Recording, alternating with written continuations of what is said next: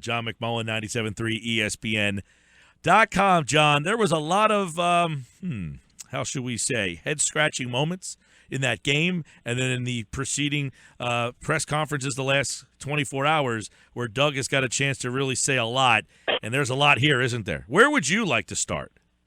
I ask all the questions all the time. Where would you like to start? Well, it's a disappointing performance, obviously, and you would have liked them to show a better effort. I think people are overreacting, as they tend to do after a loss in the NFL, and I think it all harkens back to the two positions that we knew were going to be an issue and have really, really cropped up to be an issue, and that's wide receiver and cornerback on defense. I think you saw it again. And without Jordan Matthews and Ryan Matthews offensively, let's face it, when those guys are here, it's not a good group. When they're not in the game, you look around and you just shake your head. And from the secondary standpoint, there's been a lot of games where they've cobbled together some decent performances. Cincinnati was not one of them from the get-go. Nolan Carroll specifically early.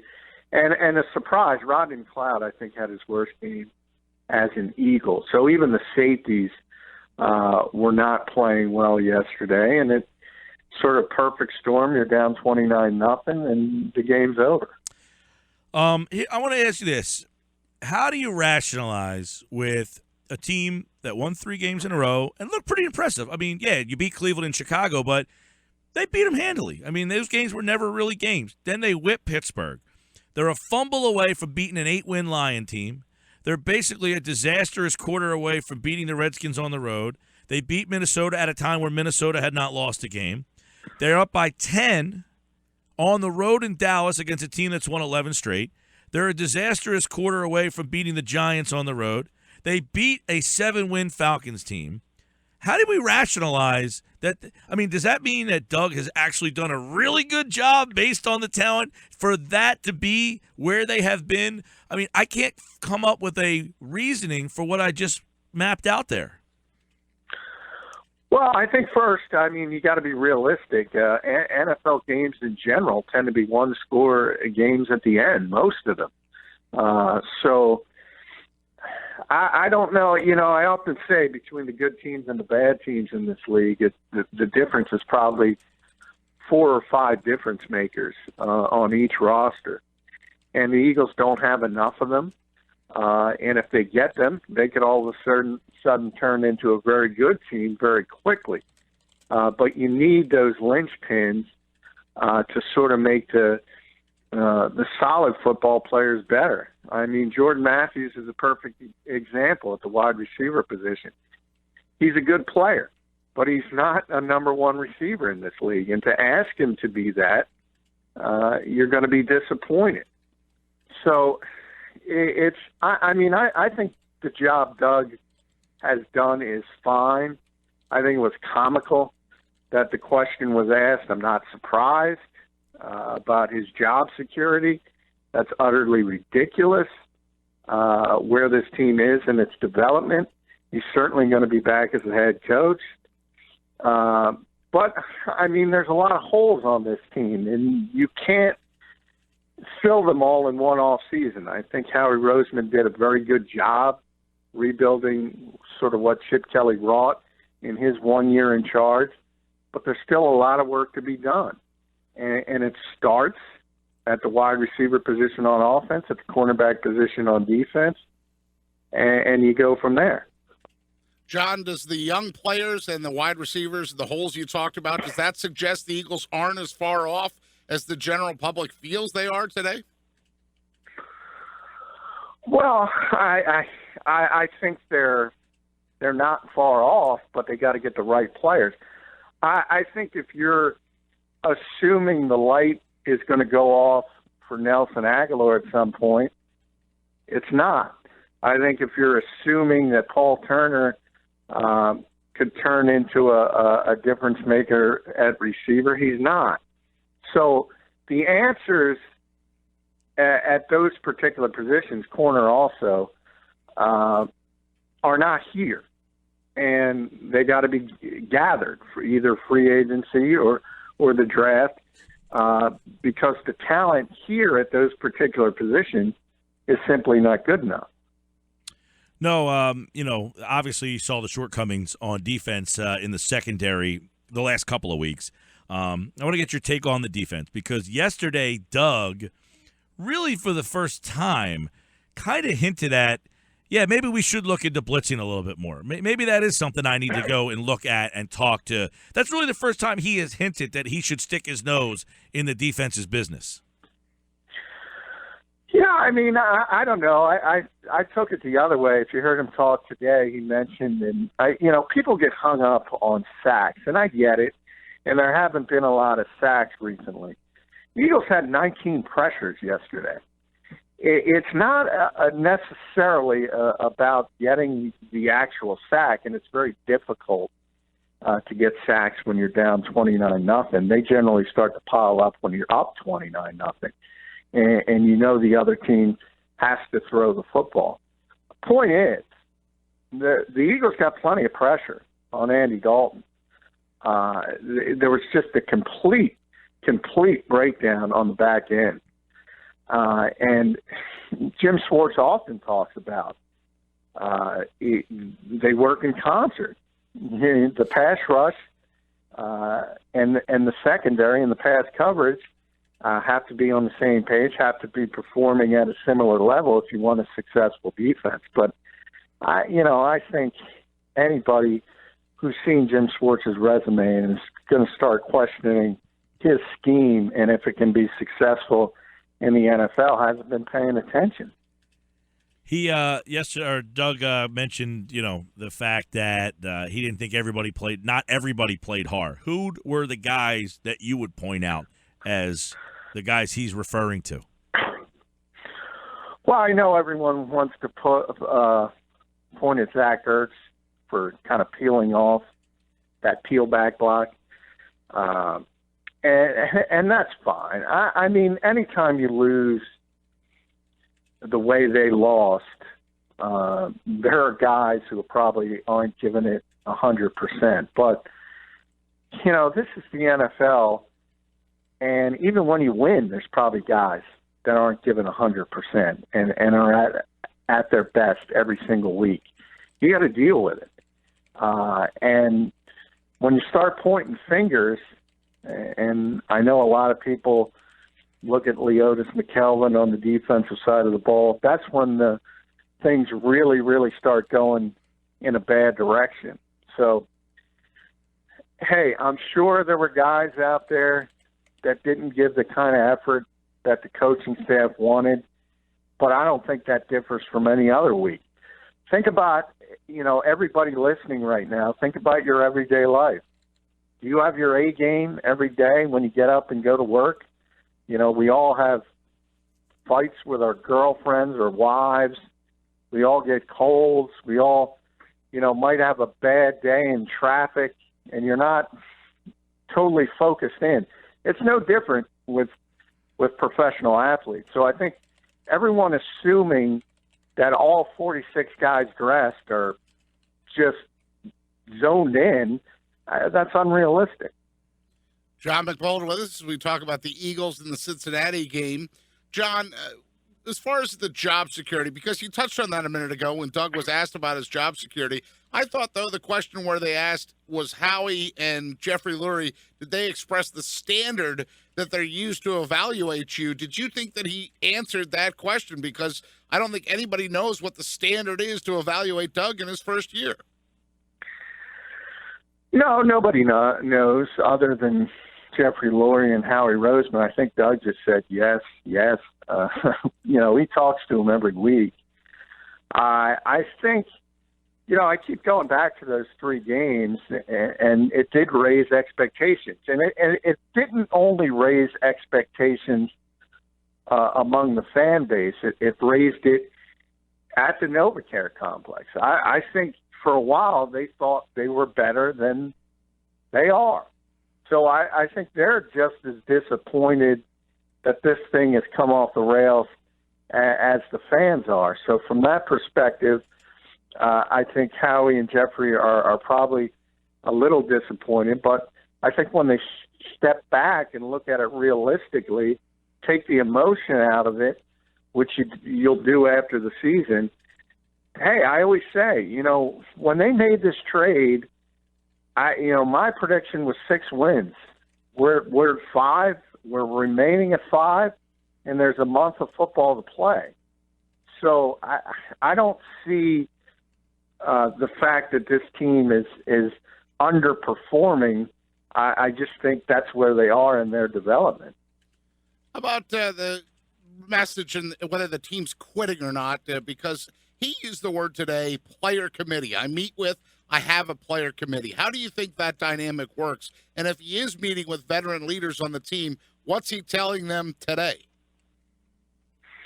Well, I think the same thing he said last week, and that's a concern because he mentioned the word tanking. I thought that was a weird thing to say last week after the loss to Green Bay because I didn't see any evidence of that. You certainly didn't hear any whispers of it in the locker room. But, the NFL is an emotional sport. And once you kind of realize you're out of it, you see it all over the league. All of a sudden teams do start to, if you don't want to use the word tank, they just sort of check out a little early. And if there's any sort of thing that goes wrong on game day, all of a sudden they say, what's the use, and kind of give up. So that's what Doug wanted to stay away from, and unfortunately they didn't in Cincinnati, because that's exactly how it shook out. The fact that they got behind early like they always do on the road, and the snowball just started going downhill, and before you knew it, it was a 29-0 game. Why is that, John? Why do they get behind? Because you said like they always do on the road. What are they failing to do as an organization, as a team, that is leading to these slow starts every time they play a road game? Well, I think the offense stinks, so it's difficult to score points. And defensively, for whatever reason, they haven't been nearly as good on the road as they are at home generally. And that, when you put those two together, all of a sudden, this is a team that simply can't get down 10 or 14 points. They don't have the offense to win a shootout. So once that happens, and it's happened all too much during this season, and it was only exacerbated by the fact you didn't have Matthews and Matthews on the field in Cincinnati. Once you get down, it's incredibly difficult for this team to come back because, Paul Turner was the best receiver on the field yesterday. Wendell Smallwood, God bless him, I think he's got potential, but he's not scaring Paul Gunther, the Bengals defensive coordinator. I can guarantee you, Paul Gunther is not losing sleep trying to stop Wendell Smallwood. It's almost to the point you just shake your head and do your best, and unfortunately the bullets aren't there right now. No, and I guess it goes kind of back to what I was saying before is, how were they involved in games where they beat the Steelers, they almost beat the Lions, realistically they should have beat the Cowboys and the Redskins. How do we surmise that happened? It wasn't something that, I know you're saying a lot of these games are close, but if they're that much of a talent disparity, it's a head scratcher that they were in a lot of those games with what they have. Well, remember, Jordan was on the field at that point, and Jordan is a legitimate NFL receiver. So that, while the unit is still not all that great when he's out there, he's a capable player. You still had Lane Johnson, so the offensive line was better. And even though Ryan Matthews was in and out of the lineup with the ankle injury, he was still there. And Darren Sproles, Darren played very well. And we sort of cautioned early in the season, if you keep riding him and keep handing him the football as much as they were, 33-year-old guy's going to sort of bogged down in the second half of the season, and I think you're seeing that. So I think all those things kind of enter into it, and the fact that the teams that were out there week 1 through week 3 was a lot different than the team that was out there in Cincinnati. Hey, what's your take on the mechanics? Doug says yes. Carson says no. Carson's wrong. He's got a mechanical problem. There's no question about it. And I think that was a little frustration from Carson Wentz because he's gotten that question over and over again. And he probably hasn't improved to the point where he would have liked to. It's really difficult to change your mechanics as a player because so much of it is muscle memory. So you work at it, you work at it, you work at it. And then all of a sudden, when things are going at full speed, your muscle memory just goes back to what it knows, and that's bad mechanics. And that's an issue that he's got to improve on. And the Eagles knew that when they drafted him. That was one of their major concerns and one of the major knocks on him by scouts around the league. He had to improve his mechanics, and that's not a surprise considering the level of play he came from. But you can say that about every young quarterback. And I think that's another thing where the repetition of the off season starts to help. But unfortunately, you got to get to the off season before you're going to see any kind of vast improvement. John, we're wrapping up week 13 of the NFL season, and the Eagles still have issues with silent counts and cadences, and we're talking about Carson's mechanics throwing the football, but it seems like there are issues with him and Jason Kelsey on their communication. Now, what did Doug say about that? Yeah, he acknowledged it, and that's interesting because earlier in the season they kind of raved about their communication, and when Jason was playing poorly, they would always sort of fall back on that and explain that while he's not playing at the level that he once did, that he's so smart as a player and the communication aspect helps Carson now. So I think that's a disappointment as well. And I think, at this stage, the Eagles are now the second most penalized team in football to the Oakland Raiders, who are number one every year, no matter who the coach is, what the year is. It seems like Oakland is always the most penalized team, and that's the case again this year. Eagles are number 2, and it's been really inconsistent. They have games where they play pretty clean, and then they just have these monster penalty games. And that was an example again yesterday. I think they had four false starts in the first half. And, yeah, it's difficult to play on the road in this league, but you're professionals. You got to do better than that. And Cincinnati yesterday, not the most difficult. I mean, that place was the lowest attended game there. 10,000 under capacity. Yeah, it's not like that place is rocking and it's some crazy jungle like they've had sometimes in their recent past. It wasn't Seattle, is your point. Correct. It's not one of those places that, man, it's so loud in this place, we should have some issues. But a really disheartening game because, John, I'll tell you, at the end of Andy, you felt apathy. At the end of Chip, it was real apathetic. I almost feel like, how many games in, 11, 12, 13 games in, all of a sudden, I already feel like people are apathetic towards this team, and this guy's not even a full year into his tenure. That's not good.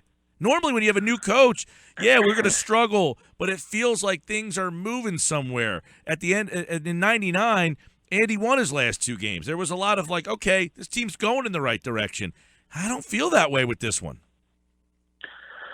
Well, I think a lot of it had to do that Doug was not the sexiest hire to begin with. And a lot of people from square one were not excited, especially when they heard some of the other names, whether it was Adam Gase or Tom Coughlin. So it seemed like a letdown from the get-go. But I think people who are apathetic are wrong, to be honest, because despite the fact that he hasn't played well, and I'm not trying to mask that at all, because he was downright awful yesterday. And he could have had 6 interceptions. to be honest. Cincinnati drops 3 right in their breadbasket. So I think it was his worst game as a pro. But I still think he's shown enough to make you realize that this team finally has a franchise-level quarterback, and that alone should excite the fan base. Well, we'll see where they go from here. See if they bring us a little bit more spirited effort. They're at home, couple division games here, and, you know. Do they get loved up or do they get tough love, right? Yeah, it was what we were saying on Friday. It was like last year you would lose a game and you're like, they're out of it. But then everybody else lost around you. That was kind of what happened this week. Like the Redskins lost. It kept you within the window. If you beat Washington, let's not go down that road. All right, John McMullen is in studio tomorrow with us here on the Sports Bash. See you then, John. See you guys. Thanks.